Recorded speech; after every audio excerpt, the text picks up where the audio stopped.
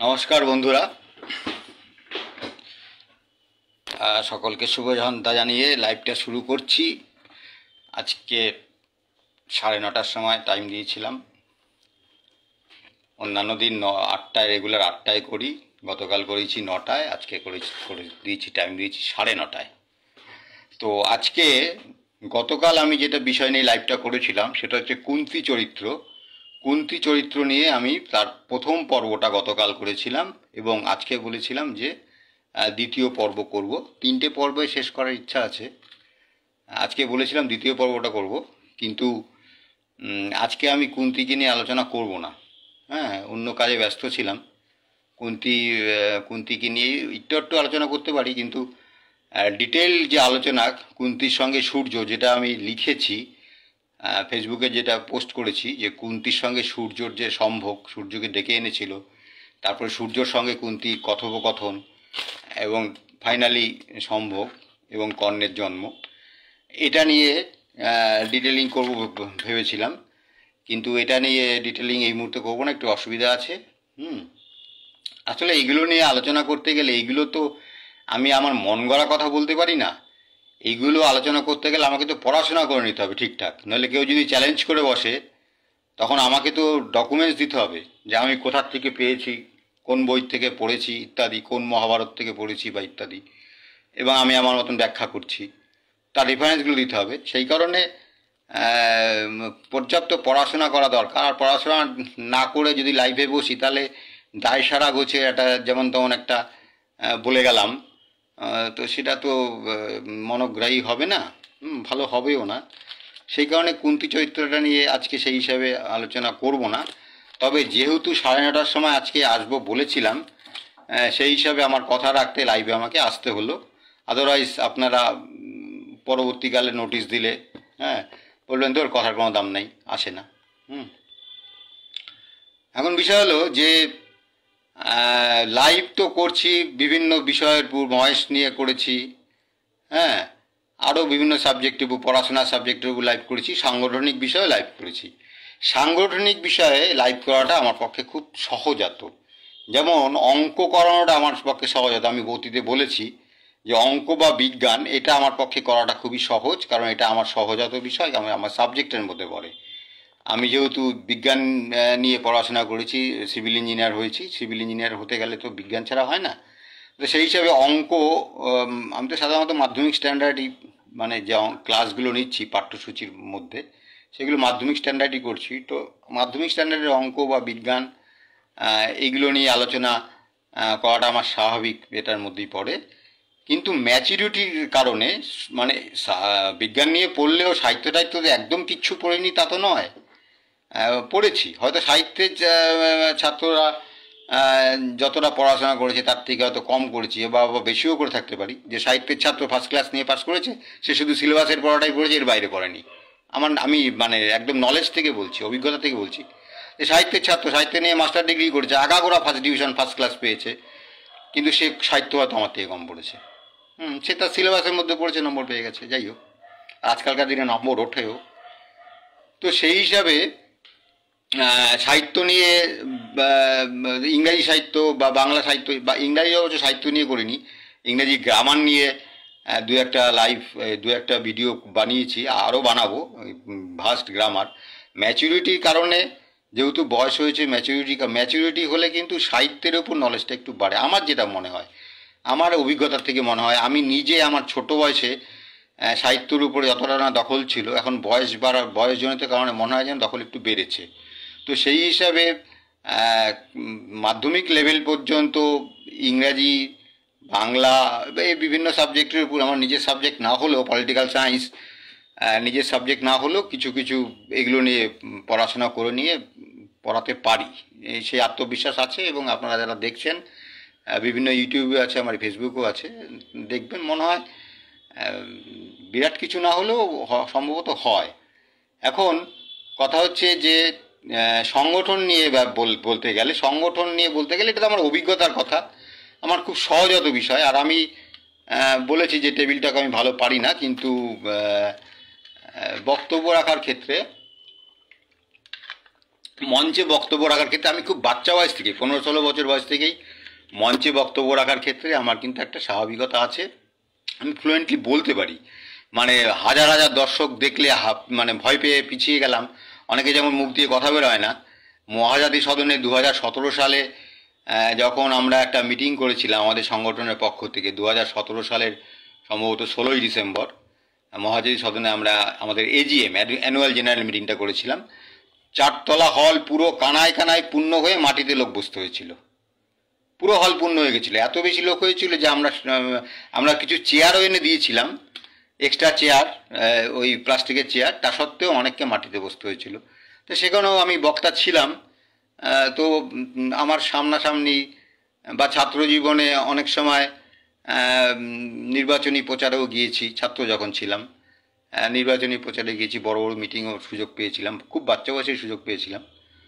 যাই হোক, তো সেটা আমার খুব একটা অসুবিধা হয় না। কিন্তু সামনাসামনি টেবিল টকে বা লাইভ তর্ক করতে গেলে একটু আমি দুর্বল আছি। কিন্তু সেটা আগের দিন বলেছিলাম, যদিও সাবঅর্ডিনেটের সুব্রত গুহর সঙ্গে সেই লড়াই আমি জিতেছিলাম। তো সাবঅর্ডিনেট সম্পর্কে বা অন্যান্য যে সংগঠনগুলো হয়েছে এইগুলো সম্পর্কে বলতে গেলে আমার তো পড়াশোনা করার দরকার পড়ে না। এ তো দীর্ঘদিনের 31 বছরের সার্ভিসের অভিজ্ঞতা। অমিতের পুরো আক্রমণ হয়েছে, অমিতের মাথায় উপর টেবিল দিয়েছি, চেয়ার দিয়েছি, ফ্যান দিয়েছি, লাইট দিয়েছি, সারাদিন এসে পড়াশোনা করিস, একদিন মিছিলে যেতে বলছি যাবি না। এই যে ঘটনাগুলো চোখের সামনে ঘটেছে বা শুনেছি, এগুলো নিয়ে বলতেই পারি, টুকরা টুকরা আলোচনা করতেই পারি, বা কলেজ লাইফের বন্ধুদের নিয়ে টুকরা টুকরা আলোচনা, টুকরা টুকরা স্মৃতি আপনাদের সঙ্গে শেয়ার করতে পারি। এখন আপনাদের কতটা ভালো লাগবে সেটা তো আমার জানা নেই। আমার ছাত্র জীবনের কথা, যেমন আমি আমার প্রাইমারি লেভেলে চিনি দিদিমণির কাছে কোনোদিন একবার মাত্র পাশ করেছিলাম, ড্রয়িংয়ে বারবার ফেল করতাম, যে কথাটা বলেছিলাম। তো সেরকমভাবে সেকেন্ডারি স্কুলের যে আমার স্মৃতি আছে, সেই স্মৃতি নিয়ে বলতেই পারি। সেক্ষেত্রে একটু দেরি বড় হবে, কারণ সেকেন্ডারি স্কুলটা তো অনেকটা বেশি, প্রাইমারি স্কুলেরটা মনেও কম থাকে, 4 বছরের ক্লাস, সেকেন্ডারিটা অনেক বেশি, 5 থেকে 12 পর্যন্ত, তো 8টা ক্লাস, হ্যাঁ, ডাবল, বন্ধু বান্ধবের সংখ্যাও বেশি, তারপরে কলেজ লাইফ, এগুলো নিয়ে করা যেতেই পারে। কিন্তু সেগুলো আমার ব্যক্তিগত বিষয়, আপনাদের শুনতে কেমন লাগবে? আমি সেলিব্রিটি হলে নিশ্চয়ই আমার ব্যক্তিগত বিষয় শুনতে চাইতেন। আমি যদি কোনো টপ রাজনৈতিক নেতা হতাম, বা আমি যদি কোনো টপ ফিল্ম স্টার হতাম, বা নাট্যকার হতাম ইত্যাদি, বা টপ সাহিত্যিক হতাম, তখন আমি কি দিয়ে খাই, কোথায় কোথায় যাই, আমার পিছনে 5টা হলে কি মলম লাগাই, হ্যাঁ হ্যাঁ, সেটা কৌতূহল হতো। হ্যাঁ, এটা একটা আমি গানের লাইন বললাম। বৃহস্পতিবারের বারবেলায় জন্মেছিলাম আমি গো ভাই, জন্মেছিলাম আমি, হঠাৎ গাজন খানিক ব্যাং ডাকলো ঘ্যাঙর ঘ্যাং, মোর মতো আর দেশপ্রেমিক নাই। তারপর ডট ডট ডট, লাইন মনে নাই। আমি কি দিয়ে খাই, আমি কোথায় কোথায় যাই, আমার পাছায়, কথাটাই ছিল, আমার পাছায় 5টা হলে কি মলম লাগাই। অজিত পান্ডের এই গানটা করতেন, বিখ্যাত গণসঙ্গীত শিল্পী অজিত পান্ডে। তো যাই হোক, তো যেহেতু আমি বিখ্যাত নই, সেই কারণে আমার ব্যক্তিগত অভিজ্ঞতাগুলোর কথা যদি আপনাদের কাছে বলতে শেয়ার করতে থাকি, বা আমার লাইফ, সেগুলো আমার ক্লোজ বন্ধু বান্ধবদের ভালো লাগতে পারে, কিন্তু অ্যাজ এ হোল হয়তো হবে না। যাই হোক, তো সংগঠন সম্পর্কে খুব ইজিলি বলা যায়, বলতেও পারি। যেমন 15ই সেপ্টেম্বর আমাদের একটা একজনকে 15ই সেপ্টেম্বর আমাদের একটা হয়েছে, ইঞ্জিনিয়ার দিবস গেছে। 15ই সেপ্টেম্বর ইঞ্জিনিয়ার্স দিবস গেছে, বিভিন্ন সংগঠন ইঞ্জিনিয়ার্স দিবস পালন করেছে। বিভিন্ন সংগঠন বলতে আমাদের সংগঠন পালন করেছে, আমাদের সংগঠন প্রত্যেকবারই পালন করে। আমরা যেটা করে থাকি সেটা, আমরা জেলাগতভাবে, আমরা সেন্ট্রালি কোনো প্রোগ্রাম নিই না, আমরা জেলাগতভাবে ব্যাচ পড়াই, মিষ্টিমুখ করাই, একটু আলোচনা করি, এটা আমরা এইভাবে করি। হ্যাঁ, আর আমরা কেন্দ্রীয়ভাবে বাম আমলের প্রোগ্রাম নিতাম, সেটা 19শে এপ্রিল আমরা দাবি দিবস বলে পালন করতাম, ইঞ্জিনিয়ার্স ডে নয়, দাবি দিবস বলে পালন করতাম। কারণ আমাদের সংগঠন বলতে আমাদের যে অল ইন্ডিয়া সংগঠন, জাতীয় সংগঠন, সেই অল ইন্ডিয়া সংগঠন এআইএফওডি ইন্দিরা গান্ধীর সঙ্গে একটা মিট করেছিলেন 19শে এপ্রিল। সেই দিনটাকে আমরা সেই জন্য তৎকালীন প্রধানমন্ত্রী ইন্দিরা গান্ধীর সঙ্গে মিট করা হয়েছিল বলে আমরা সেদিনটা দাবি দিবস বলে পালন করি। আর আমাদের সংগঠনের পৃষ্ঠপোষক কিন্তু প্যাট্রন হচ্ছে এইচ.ডি. দেবেগৌড়া। এইচ.ডি. দেবেগৌড়া প্রাক্তন প্রধানমন্ত্রী এবং উনি একজন ডিপ্লোমা ইঞ্জিনিয়ার, সেই হিসাবে উনিও আমাদের AIFOD, all India federation of diploma ইঞ্জিনিয়ার্সের একজন প্যাট্রন। আরও অনেকে আছেন, জুয়েল রাম, কেন্দ্রীয় মন্ত্রী জুয়েল রাম আছেন, আরও অনেক মন্ত্রী আছেন, অনেক MP আছেন, সকলের নাম আমি জানি না। যাই হোক, তো সাংগঠনিক আলোচনা করতে গেলে খুব কিছু করতে হয় না। রিসেন্ট একটা যে 15ই সেপ্টেম্বর যে মানে হয়ে গেল, ওই ইঞ্জিনিয়ার্স দিবস পালন হলো, সেই ইঞ্জিনিয়ার্স দিবস আমরা পালন করেছি আমাদের মতন করে, যে প্রত্যেকবার যেরকম করি। সাবঅর্ডিনেট করেছি না বলতে পারবো না, কারণ সাবঅর্ডিনেট তো আমি যতদিন 12 বছর সাবঅর্ডিনেট করেছি ততদিন দেখিনি। তবে ইঞ্জিনিয়ার্স দিবস আমার হাসির খবর, পরে সেটা নিয়ে একদম সেটা নিয়েই লাইভ করব, এক্সক্লুসিভলি সেটা নিয়ে করব, যে তালিবানি একটা ইঞ্জিনিয়ার্স ডে নাকি পালন হয়েছে। হ্যাঁ, তালিবানি ইঞ্জিনিয়ার্স ডে, ফতোয়া, একদম তালিবানি ফতোয়া জারি করা হয়েছে যে ক্যাটারারের ড্রেস পরে রাখতে হবে। মানে ক্যাটারারের ড্রেস না, ক্যাটারিংয়ের সার্ভিস করে যে ড্রেস, হ্যাঁ, ক্যাটারিংয়ের সার্ভিস করে যে ড্রেস, অর্থাৎ কালো প্যান্ট আর সাদা জামা পরে এবং ব্লেজার পরে আসতে হবে। ইঞ্জিনিয়ার্স ডে পালন করার জন্য কালো প্যান্ট, সাদা জামা এবং গরমের দেশে গরমের দিনে ব্লেজার পরে আসতে হবে। এবার বুঝুন, আপনি বাইরে থেকে বেরোচ্ছেন, মানে বিভিন্ন রাজ্য থেকে, কারণ একটা বড় হল ভাড়া করা হয়েছে। এবার সেই হলটা তো ভরানোর ক্ষমতা নেই।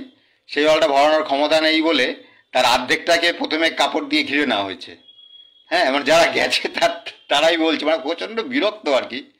এটা নিয়ে ডিটেলিং একদিন ডিটেলস লাইভ করবো। আজকে লাইভটা মানে জগা খিচুড়ি টাইপের, মানে খিচুড়ি লাইভ বলতে পারেন, মানে বিভিন্ন আইটেম বলবো।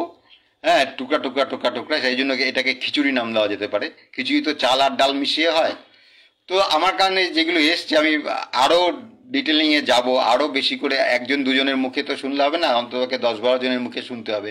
প্রত্যেকের একই ধরনের হতে হবে, কারণ যেটা বলবো সেটা তো ঠিক বলা দরকার। ভুলভাল বলে দিলাম, হ্যাঁ, সেটা তো বললে হবে না। তো তালিবানি ফতোয়া, প্রথমে হলটাকে ভাগ করে নেওয়া হয়েছে।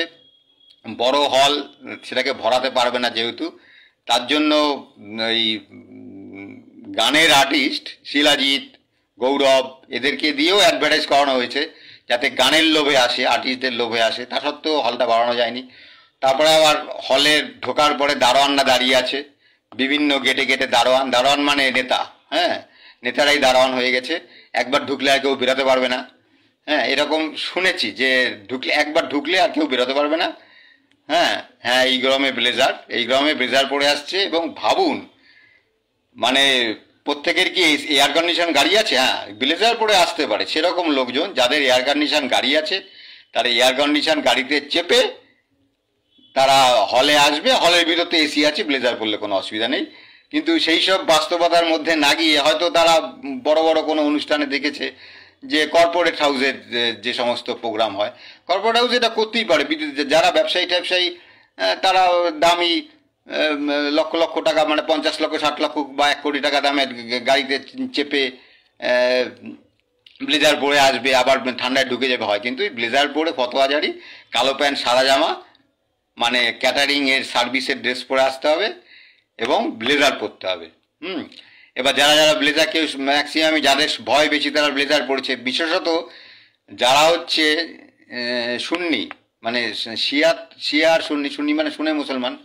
এটা মানে হিন্দু যখন মুসলমান হয় গরু খাওয়ার জম হয়, একটা কথা আছে না, হিন্দু যদি মুসলমান হয় গরু খাওয়ার জম হয়। তাহলে যারা এরকম পাল্টি খেয়েছে, পাল্টি খাওয়ার পরে যাদের ভয় বেশি, ভাবছে যে বিশ্বাস করছে তো, কারণ সবাইকে তো শুনলাম যে হোয়াটসঅ্যাপ গ্রুপে সঙ্গে সঙ্গে নেওয়া হচ্ছে না। যে সমস্ত নেতারা ঝাঁপ দিয়েছে আমাদের সংগঠন থেকে, মানে 2-3 দিনও ওয়েট করেনি।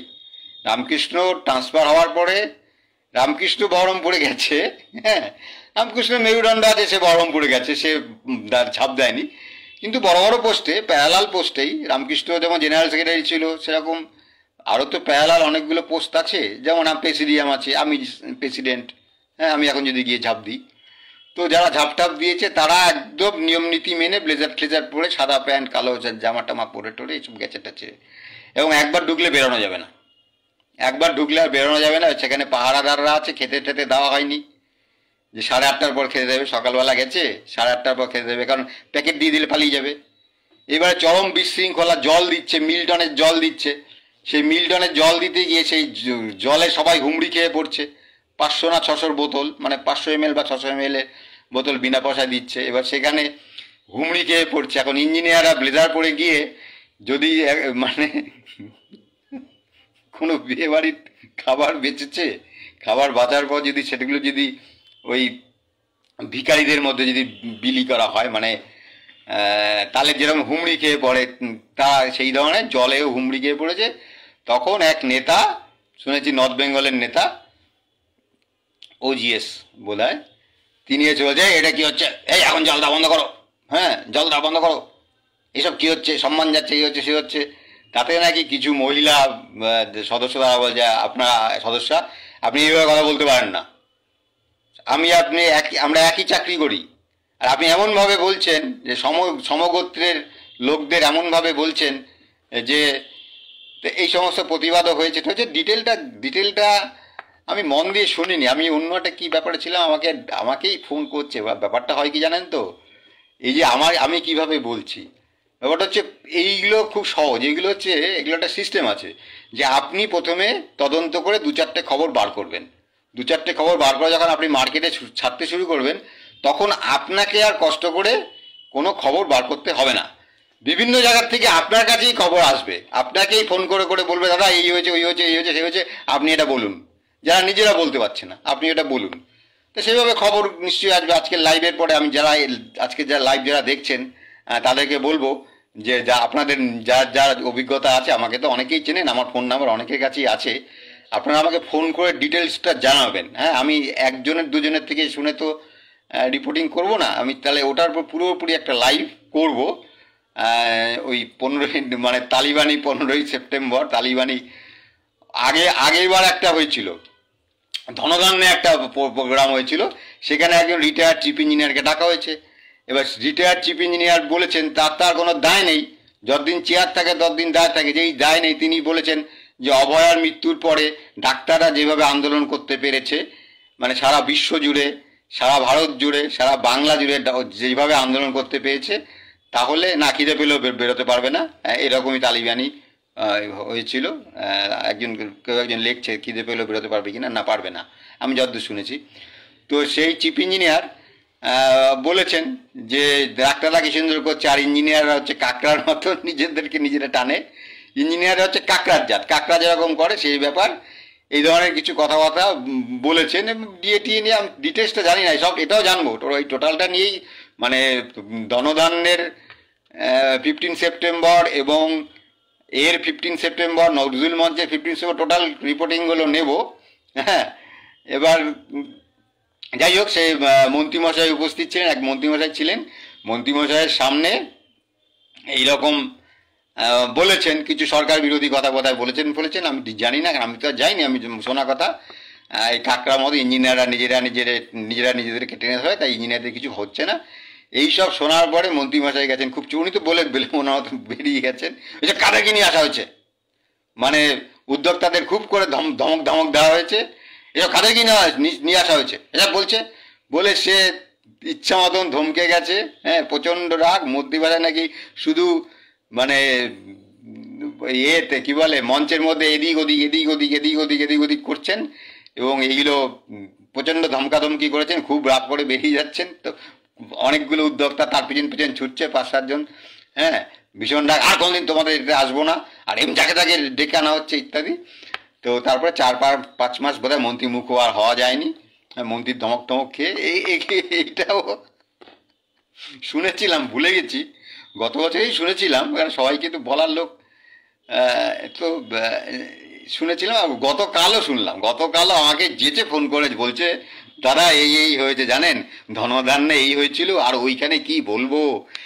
কেন, তো আমাকে তো বললে তো ওই তোমরা তো করেছো, ওই ফিলাজিৎকে দিয়ে ধর, শিলাজিতের জন্য কে গেছে, শিলাজিৎকে কে দেখতে গেছে, তালিবানি ফতোয়া জারি করেছে, ভয় পেয়ে গেছি, নিজের ইচ্ছা কি যেচে গেছি। হ্যাঁ, আপনার আমাকে বলেছে আপনি এগুলো বলবেন, কিন্তু হ্যাঁ আপনি এগুলো লাইভ করে বলবেন। আমি বললাম তাহলে তো ডিটেলসটা লাগবে, হ্যাঁ তো লাইভ করে বলবেন। তা আমাকে বলছে আপনি আবার ফোন করছেন না, সরি ফোনটা রেকর্ডিং করছেন না তো, ফোনটা রেকর্ডিং করছে না। বললাম না না ফোন রেকর্ডিং করছি না। তা ফোন রেকর্ডিং করলে আমার পক্ষে সুবিধা, তাহলে আমি বারবার শুনে ব্যাপারটা মুখস্থ করতে পারতাম, একবার শুনে তো মনে থাকা যায় না, তো বারবার শুনে মুখস্থ করতে পারতাম। তো যাই হোক, ফোন রেকর্ডিং করিনি। আর ফোন রেকর্ডিং করলেই বাকি আমি কি সেটা বলতে যাব যে আমি কে আমার ফোন করেছে, তার কার ফোন আমি রেকর্ডিং করেছি, এই নাও শোনো। আমি তো তাকে তো বিপদে ফেলা আমার কাজ না। হ্যাঁ, আমি যদি তাকে রক্ষা করতে না পারি, আমি তাকে বিপদে ফেলবে কেন? রক্ষা করতে পারি। আমার যদি সহজ থাকে, আমি একজনকে যেমন বলেছি যে তোমার ট্রান্সফারটা হচ্ছে না, একজনকে বলেছি যে তোমার ট্রান্সফারটা হচ্ছে না, আমি তোমার ট্রান্সফারটা চেষ্টা করে দেখতে পারি, হয়তো হয়ে যাবে, কিন্তু তাহলে আমাদের সংগঠনে কিন্তু ফিরে আসতে হবে। তুমি তো ওই জন্যই সংগঠনটা ছেড়েছো, যেহেতু তুমি সংগঠনটা ছেড়েছো, তোমার আশা ছিল যে ওখানে গেলে তোমার ট্রান্সফার হয়ে যেতে পারবে। আমরা তোমাকে চেষ্টা করেও পারিনি। হ্যাঁ, আমরা বহুত চেষ্টা করেছি, তোমার হোম টাউনে তোমাকে আনতে পারিনি, তো অন্য জায়গায় তোমাকে আমরা আনতে পারতাম, কলকাতা বা তোমার অন্য জেলায়, পার্শ্ববর্তী কোনো জেলায়, কিন্তু হোম টাউনে তোমাকে আনতে পারিনি, বিভিন্ন রকম সমস্যা আছে।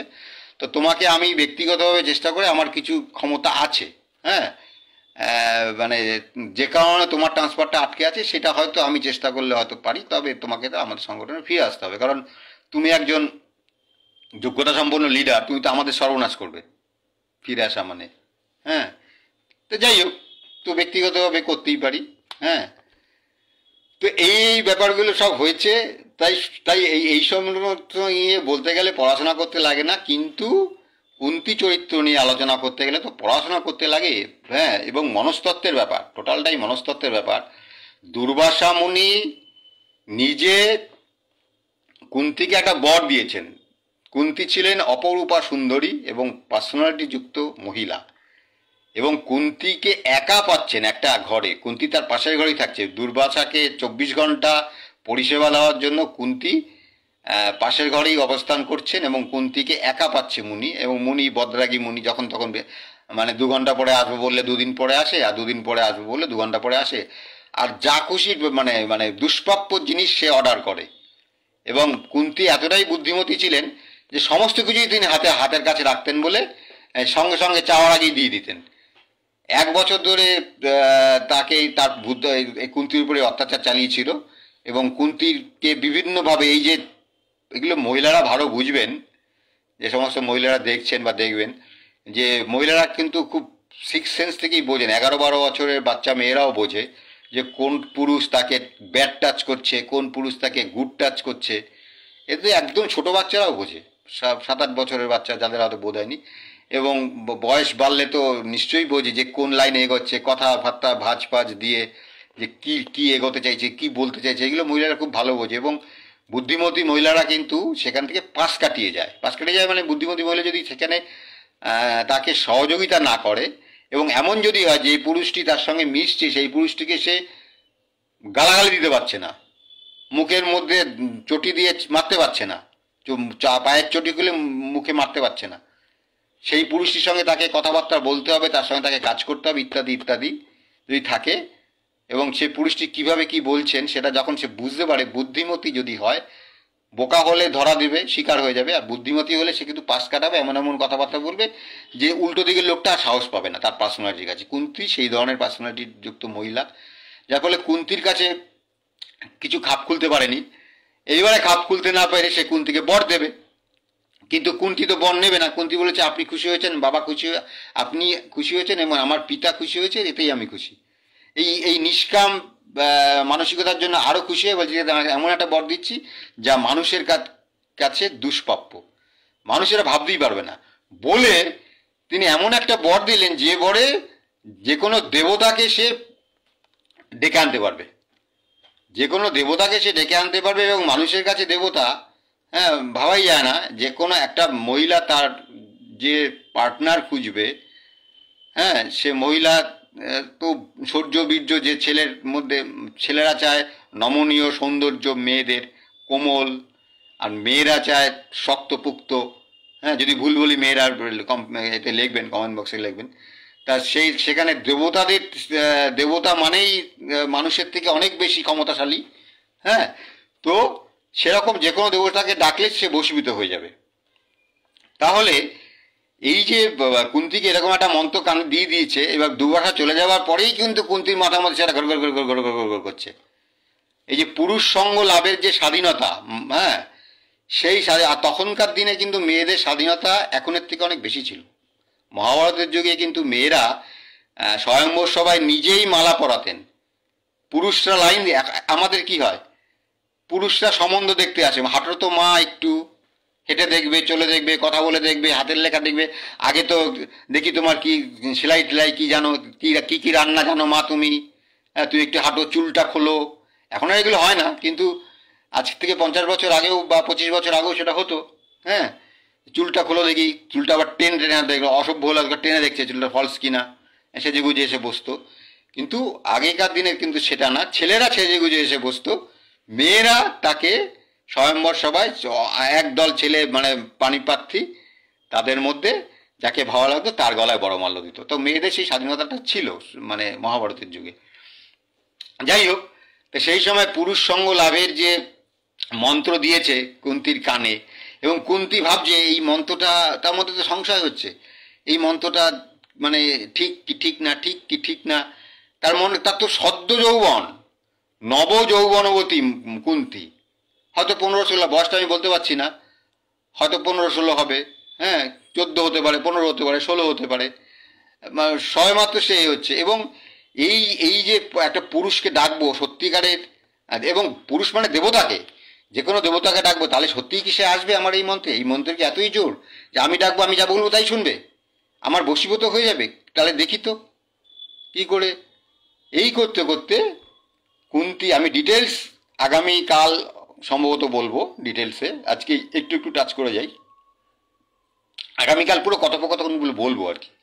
হ্যাঁ, কুন্তির মনের কি ব্যাপার। কুন্তি তার বিশাল বিশাল অট্টালিকায় পুষ্পের পালঙ্কে শুয়ে আছে পুষ্পবতী কুন্তি। এবার ভোরের সূর্য, যখন সূর্যের কিরণ পড়ছে, সেই সূর্যের কিরণের পরাক্রমী যে সূর্য, তার আকর্ষণে কুন্তি কিন্তু মনে মনে অলরেডি ভাবতে শুরু করেছে সূর্যকে। সূর্যকে অলরেডি মনে মনে ভাবতে ভাবতে তার মনের সামনে কিন্তু একটা দেবতার একটা সুদর্শন দেব পুরুষকে সে দেখতে পাচ্ছে। তার কানে কুণ্ডল, বুকে কবচ, সোনার কবচ, সোনার কুণ্ডল, কানে কুণ্ডল, কবচ পরা সূর্যকে দেখতে পাচ্ছে সে মনে মনে, এবং ডেকে ফেলেছে, এবং সূর্যকে সে ডেকে ফেলেছে। এবার সূর্য এসে গেছে। সূর্য এসে গিয়ে আজকে একটু টাচ করে যাচ্ছি, বা আগামী দিন আপনাদের সুবিধা হবে, যদি ইন্টারেস্ট লাগে আগামী দিন আমি কিন্তু একদম ডিটেলিং করব সূর্য কুন্তি কী কথাবার্তা বলছে। পার্থ, কেমন আছো? কমেন্ট বক্সে লেখো, তোমার কথা মাঝে মাঝেই মনে পড়ে। হ্যাঁ, বিশ্বকর্মা পূজা করেছো সাব ডিভিশনে? যাই হোক, এবারে সূর্য এসেই প্রথমে বলছে, ভদ্রে তুমি আমাকে ডেকে, যেভাবে ডাকে আর কি, ভদ্রে বলে মানে ফরাসিতে মাদাম, মাদাম ম্যাডাম যেভাবে বলা হয় ফরাসিতে, ম্যাডাম বা মাদাম, হ্যাঁ, তো সেইভাবেই সে সম্ভাষণ করছে ভদ্রে। এবং একটু দূরত্ব, প্রথম আলাপ তো একটা মহিলার সঙ্গে প্রথম আলাপে যাচ্ছে একজন পুরুষ, তারও তো মনের মধ্যে কিভাবে ডেকেছে, যেহেতু দেবতা অন্তর্যামী, সে বুঝতে পারছে কী কারণে ডেকেছে। এবার যে যাচ্ছে, যে ভদ্রে তুমি আমাকে ডেকেছো, তুমি, আমি তোমার বশীভূত, বলো তোমার আমি কি করতে পারি, হ্যাঁ আমি তোমার কি সেবা করতে পারি বা বল তুমি করতে পারি।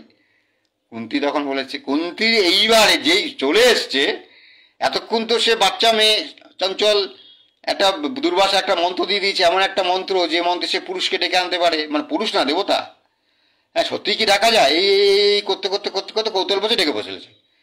ডেকে বসার পরে যেই সূর্য সামনে এসে দাঁড়িয়েছে, হ্যাঁ সূর্যকে দেখে তো সে মোহিত হয়ে গেছে, সূর্যের প্রতি দুর্বলতা আছে, মোহিত হয়ে গেছে, এবং সূর্য সামনে এসে দাঁড়াচ্ছে, ভদ্রে বলে মানে প্রিয়াকে যেভাবে সম্বোধন করে, ভদ্রে তুমি আমাকে ডেকেছো, আমি বশীভূত হয়ে গেছি, বল আমি তোমার জন্য কী করতে পারি। এইবার কুন্তির মাথায় এসছে, আরে আমি তো কুমারী, তাহলে আমি যাকে ডেকে ডেকে ফেলেছি, কুমারী অবস্থাতে এসব করা যাবে না। এইবার তার মাথায় এসছে যে আমি মজার চলে যে ডেকে ফেলেছি বা কৌতুক বসে, তখন সে সূর্যকে বলছে যে আমি নিতান্ত কৌতুক বসে, কৌতূহল বসে, মানে যেটাকে বাংলা আরও মানে করলে বলা যায় যে মজার ছলে আমি আপনাকে ডেকে ফেলেছি, আপনি যেখান থেকে এসছেন সেখানে ফিরে যান। এইবার একা ঘরে একটা পুরুষকে ডেকেছে, এবং ওই কামনা নিয়েই ডেকেছে। সেই পুরুষ প্রসন্ন চিত্তে ফিরে যাবে, শক্তিশালী পুরুষ, যে শক্তিশালী পুরুষ সে কি ফিরে যাবে?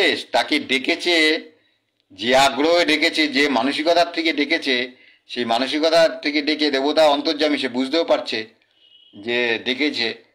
তাকে যদি বলে যে এবার এবার তার মধ্যে দ্বন্দ্ব হচ্ছে যে আমি তো কুমারী, আমি তার কি করে ফেলেছি, এবার আপনি যেখান থেকে এসছেন সেখান থেকে ফিরে যান। সে ফিরবে? সে বলবে আর তুমি যে কারণে ডেকেছো, নিশ্চয়ই আমি তো ফিরেই যাব, কিন্তু তুমি মনে মনে যে কারণে ডেকেছো সেটা করে যেতে হবে। কারণ তুমি তো মনে মনে চেয়েছো যে আমার মতন কবচ কুণ্ডলালা, মানে সোনার কবচ কুণ্ডলালা তোমার গর্ভে একটি পুত্র সন্তান, আমার একটি পুত্র সন্তান হোক। তোমার গর্ভে আমার একটি পুত্র সন্তান হোক কিরকম, যে আমার মতন কবচ কুণ্ডলালা। তাই সেটা করতে গেলে তোমাকে তো একটু শারীরিক মূল্য দিতেই হবে। কিন্তু কুন্তী তো সেটা এখন কুন্তী তো মাথায় এসে গেছে, সে তো এটা করতে পারবে না, কারণ তার তো পেস্টিজ ছিল, সে তো কুমারী মেয়ে। হ্যাঁ, সূর্য তো তার হাজবেন্ডও নয়, তা কি পরিচয় দেবে? সে তো অনুনয় করছে। তখন কিন্তু সূর্য ভীষণ রেগে যাচ্ছে, রেগে গিয়ে বলছে কুন্তিকে, তখন এই দোষ দিচ্ছে, কুন্তির ক্যারেক্টারে দোষ দিচ্ছে, কুন্তির ক্যারেক্টারে সে দোষ দিয়ে বলছে যে তোমার মানে ক্যারেক্টার খারাপ, তুমি যে এখন আমাকে ডেকে এনেছো একা করে, তোমার বাবা জানে? তোমার বাবা কি জানে? মানে তুমি যে আমাকে একা করে, কেউ তো জানে না তুমি যে এই যে কুকাজটা করেছো। আর যে তোমার তোমার এই কৌতুকের জন্য আমি তোমার বাবাকে ধ্বংস করে দেবো, এবং তার পরিবারকে ধ্বংস করে দেবো, এবং তোমাকে যে এই বর দিয়েছে সেই মুনিকে আমি ধ্বংস করে দেবো। যে মুনি তোমার ক্যারেক্টার জানে না, যে মেয়ে নিজেকে সংযম করতে পারে না, যে মেয়ে সংযমী নয়, তার ক্যারেক্টার না জেনে তাকে এমন একটা মন্ত্র শিখিয়ে দিয়েছে যে কোনো দেবতাকে সে ডেকে বসতে পারে। হ্যাঁ, তাহলে এইরকম মানে হিতাহিত জ্ঞান একটা মুনি, ঋষি, ব্রাহ্মণ, সেই ব্রাহ্মণকে আমি ধ্বংস করে দেবো। মানে ভদ্রে বলে যেমন সম্বোধনও করছে, ভদ্রে বলে প্রেম নিবেদন করছে, পাশাপাশি কিন্তু ভয়টাও মিশাচ্ছে, পুরুষালী যে ভয়। শুধু প্রেমে তো হচ্ছে না, শুধু প্রেমে হলে শুধু প্রেমে হয়ে যাবে, কিন্তু যখন দেখছে শুধু প্রেমে হচ্ছে না, তাহলে প্রেমেও কখনো প্রেম দেখাচ্ছে, কখনো আবার ভয়ও দেখাচ্ছে। ওই ঋষিকে আমি করে দেবো, ঋষিকে আমি ধ্বংস করে দেবো। তোমার মতো মানে মেয়ে যারে কোনো সংযম নেই, তাকে পুরুষ ডাকার মন্ত্র দিয়েছে। আর তোমার বাবা কি জানে তুমি এই কাজ করেছো? তুমি যে ডেকে আনছো আমাকে একা একা। অর্থাৎ তুমি দুশ্চরিত্র, না হলে তুমি কি একা একা ডাকতে? কিন্তু আমরা তো এটা সূর্যের কথা মানবো না। আমরা জানি কুন্তির কম বয়সে অত্যন্ত কৌতূহল বসেই ডেকেছে, সে তার লুজ ক্যারেক্টার বলে সূর্যকে ডেকেছে তা নয়, মূলত তার কৌতূহলটাই ছিল। এবং এটা হতেই পারে, এটা বয়ঃসন্ধির সময় যখন তার এইটা নিয়ে দুর্বাসাকে নিয়ে ভাবতে ভাবতে তার যে ঋতুমতি হয়ে যাচ্ছে, সেটা কিন্তু ডাক্তারি শাস্ত্রেতেও এটাকে অস্বীকার করে না। ডাক্তারি শাস্ত্র অনুযায়ী, তখনকার দিনে বৈদ্য বলবো আমরা, সেই আয়ুর্বেদিক শাস্ত্র অনুযায়ী কিন্তু সে অটোমেটিক তার এই ধরনের মানে হরমোন ক্ষরণ হতে শুরু করে। তো যখন সে এই ভাবতে শুরু করেছে, বা একদম বয়ঃসন্ধিকালে যে ভাবতে শুরু করেছে, দুর্বাসের একটা মন্ত্র দিয়েছে আমি যে কোনো পুরুষকে ডেকে আনতে পারি, ডেকে আনা মানে তো তো তখন কিন্তু তার যে ঋতুমতি হতে শুরু করে, তার যে শরীরে হরমোনগুলো ক্ষরণ হতে শুরু করে, হ্যাঁ, সেক্সুয়াল হরমোনগুলো, তার ফলে তার উত্তেজনা ইত্যাদি এই জিনিসগুলো হয়। তো যখন চলে এসছে সূর্য, তখন তো আর মাথায় এসছে সে তো কুমারী, সুতরাং এইভাবে তো কিছু করা যাবে না। কিন্তু সূর্য নাচরবান্ধা, সে তাকে ভয় দেখাচ্ছে যে তুমি যদি না করো তাহলে তোমাকে এই। তখন সূর্য তাকে কিন্তু বাহুর মধ্যে নিয়ে রেখেছে। আমি ডিটেলসটা যাব, আজকে আর বলবো না, ডিটেলসটা যাব একদম ডিটেলস। সূর্য কিভাবে ভয় দেখাচ্ছে, কি বলছে, কুন্তি কি তার উত্তরে কি বলছে, তারপরে কুন্তি যখন বাধ্য হয়ে গেছে।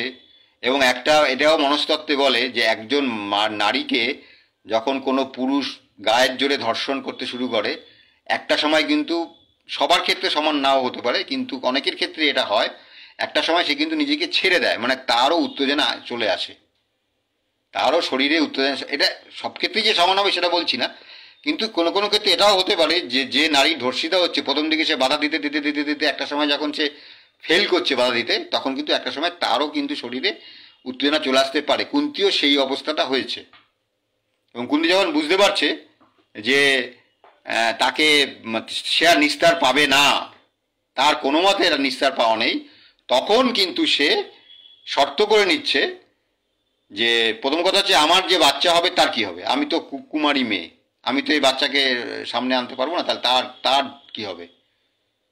বলছে সে সে তাকে কবচ কুণ্ডল দিয়ে এমনভাবেই সূর্য পাঠাবে এবং সূর্য তাকে উপর থেকে মনিটরিং করবে, তার কিছু হবে না, সে মানুষ হবে, সে ঠিকঠাক মানুষ হবে, তার কোনো বিপদ হবে না। সেইটা কিন্তু কুন্তী ওটা আদায় করে নিয়েছে। তারপরে আবার কুন্তী বলছে যে আমার সঙ্গে আপনার যখন এইসব যখন, তার ফলে কুন্তী তো আর থাকছে না, ভার্জিন থাকছে না, কুন্তী তো ভার্জিন থাকছে না, তাহলে কুন্তী তো কুমারী মেয়ে, তাহলে কুন্তী যদি ভার্জিন না থাকে তাহলে কুন্তীর তো পরে বিয়ে হবে, সূর্যের সঙ্গে তো বিয়ে হচ্ছে না, সূর্যকে তো সে স্বামী হিসাবে পাচ্ছে না, তাহলে পরবর্তীকালে যখন তার কারোর সঙ্গে বিয়ে হবে তখন কুন্তী যদি ভার্জিন না থাকে, হ্যাঁ, এটা কর্ণের জীবনটা নয়, ঠিক আছে, কর্ণর মানে তার পুত্রটার নয় সে দায়িত্ব নিল সূর্য, কিন্তু কুন্তী তো ভার্জিন থাকবে না, তাহলে কুন্তী ভার্জিন না থাকলে পরবর্তীকালে কুন্তী বিয়ে করলে সমস্যায় পড়তে পারে, সেক্ষেত্রেও সূর্য বলছে তুমি ভার্জিন থাকবে, সম্ভোগ করার পরেও তুমি ভার্জিন থাকবে। এইসব করে শেষ পর্যন্ত কুন্তীকে বাধ্য করেছিল এবং কর্ণ হয়েছিল, এবং কর্ণ হওয়ার পর আপনারা জানেন যে কর্ণকে একটি নদীতে ভাসিয়ে দিয়েছিল। হ্যাঁ, সেই নদীর নামটাও আমি আগামী দিন বলবো। তো আজকে যেটা বললাম এইটা সকলেই জানেন, এইভাবে বললাম, মানে বিশেষ নতুন কিছু বললাম না, কিন্তু আগামীকাল যদি আমি লাইভে আসি, সম্ভবত আমি আগামীকাল লাইভে আসবো এবং এই সাবজেক্টটা নিয়ে যদি আসি তখন ডিটেলসে বলবো, যেটা হয়তো অনেকটাই আপনারা জানেন না। তারপরে আসবো, মানে এটা তো সূর্যকে নিয়ে কালকে কমপ্লিট করবো, সূর্যের বাইরে আর যাব না। তারপরে তৃতীয় দিন আসবো কুন্তীর এই পাণ্ডুর যে বিষয়টা, কিভাবে কেন কুন্তীর এই যে ছেলেগুলো একটাও নিজের মানে পাণ্ডুর ছিল না, কেন অন্যের ছিল, বা তখনকার দিনে কী নিয়ম ছিল, বন্ধুভাগ্যে পুত্র লাভ, যে একটা কথা আছে আমাদের, বন্ধুভাগ্যে পুত্র লাভ, সেই কথা তখন কিন্তু আইনসম্মত ছিল তখনকার দিনে। সেগুলো নিয়েও লাস্ট এপিসোডটা করে আমি এটা শেষ করব। আজকে আপনাদের থেকে ক্ষমা চেয়ে নিচ্ছি। কুন্তীর চরিত্রর দ্বিতীয় পার্ট যেটা আমি লিখেছিলাম যে সূর্যর সঙ্গে যে সম্ভোগ, এটা ডিটেলিং করব, ডিটেলিং করতে পারলাম না, আমি প্রিপেয়ার্ড নই, যার ফলে অন্য অনেক আগডুম বাগডুম কথাও বলতে হলো। তবে আপনাদের একটু টাচ দিলাম। আপনারা যদি এটা শোনার পরে কালকে যদি মনে করেন হ্যাঁ একদম ডিটেলস করব, তাহলে কালকে অবশ্যই আমার সঙ্গে লাইভ দেখবেন এবং ভিডিও দেখবেন। ধন্যবাদ, নমস্কার, শেষ করলাম।